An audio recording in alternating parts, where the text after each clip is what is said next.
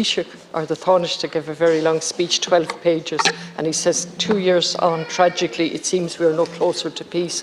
I would say more than tragically, deplorably, we have utterly failed to use our voice to bring peace, not just in the Ukraine, which is appalling slaughter going on there, but throughout the world. And again, I would absolutely reiterate what my colleague has said at the contrasting approaches from Europe in relation to the deaths in Gaza and Palestine and the deaths in the Ukraine, and we cannot compare deaths nor numbers. Although it's extraordinary in a 12-page speech, we don't get any details at all on the appalling slaughter in Ukraine, how many people have actually died and suffered, and in Russia as well. I would say when he tells us that he's not doing away with our neutrality, I'm not one bit reassured, because all of the time that neutrality concept has become more and more flexible. And I would just quote, as a neutral, independent, sovereign state, we should be using our voice at every level to bring peace to the Ukraine. And of course, the Ukraine people must determine the conditions for that peace and what's necessary. But our voice must be used to push for that peace. 2 years later, we're looking at utter slaughter, and the only people making money here are the arms industry.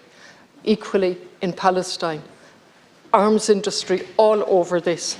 And let me quote, we just utterly fail to learn. And I'm particularly concerned that Ireland is giving away something without learning anything at all.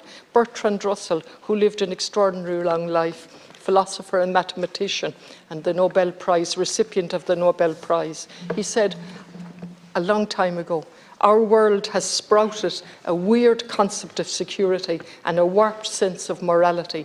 Weapons are sheltered like treasures, while children are exposed to incineration. Unfortunately, that's as applicable today as it ever was if we're talking about the Ukraine and the illegal invasion by Russia, equally by the invasion by Israel of Palestine and Gaza.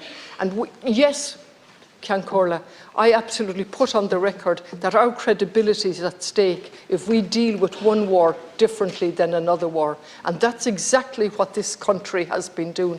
It has taken almost 30,000 deaths and inordinate amount of people injured to get us to write a letter with the Spanish Prime Minister or whoever the person was. Thank you, Deputy. Yes, I will stop, but there was an interruption, Ciancorla, and both of us lost our train of thought in relation to it. But it took all of those deaths and all of that to make us right and take that little bit of action. Ciancorla.